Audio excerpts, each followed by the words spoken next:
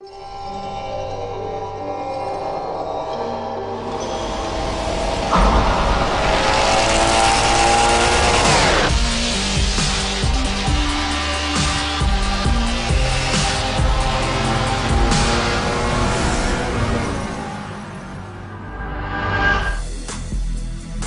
Motorsport's always been a series about innovation. We always want to push the racing genre, so we've made huge improvements because we want to get people excited about cars in general.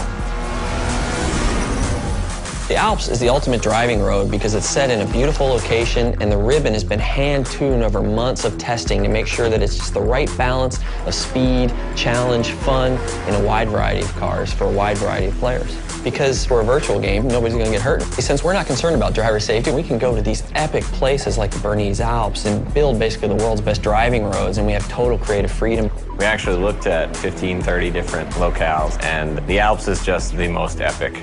The landscape is so surreal, it's crazy. I mean, these mountains are very different from any mountains you see anywhere else. I mean, it's just, with all the jagged peaks. We are on part one of a trip that will take us through Switzerland and Italy as the guys from Turn 10 gather source material and basically inspired by the entire trip. What we're gonna do is find the most amazing areas we possibly can and photograph them to no end. We took a really long elevator ride after a train ride and a long walk and another train ride. Took a while to get up here, but oh my God, it's worth it. Did you guys see the background and everything? Yeah. So right now we're at the Grindelwald region of Switzerland, and we're taking reference photos. We mount a camera to a tripod on a panorama head. The panorama head enables us to take pictures in different increments and multiple exposures. We stitch them all together and then we get an HDR. An HDR is high dynamic range image. Each frame that we do it at multiple exposure. So when you stitch it all together later, you can slide through all the different exposures. So you can go from a very dark scene with a little pinpoint where the sun is all the way up to a very exposed image. And that way it gives us the full range to play with when we go to make our sky domes later. We have a pretty long production cycle, so probably about a year of full production once we get home.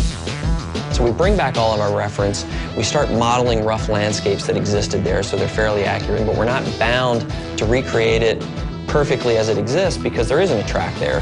But we want it to be believable. It needs to fit with the other real racetracks in the game. So we create a whole backstory about how the Bernese Alps came to be. It started off as a ski resort, and roads were built for workers in the wintertime, and then this rich entrepreneur bought it and tried to build a racetrack there, but got shut down. So by creating this rich backstory, everything is there for a reason. It's believable. Fictional tracks are a chance for us to really showcase some of the graphical tech that we have in our game.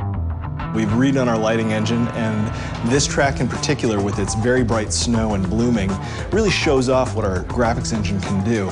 The television can only represent basically one order of magnitude of brightness, from 0 to 255, black to white, whereas the human eye in the real world can see, I think, 7 orders of magnitude of brightness, and in the real world there exists far beyond that. The sun is infinitely brighter than a white piece of paper, but on a television screen they look the same. Well, we found a way to basically reverse engineer that at full HD resolution on the Xbox 360. So what we do is we captured high dynamic range images of the world, and that gets baked back into the lighting and the reflections on the car, which means the sun is order of magnitudes brighter than a white piece of paper and is brighter than gray asphalt, which basically makes the cars look really grounded in the environment. We've traveled thousands of miles, we worked thousands of hours, and here it is, the Bernese Alps track in Forza 4.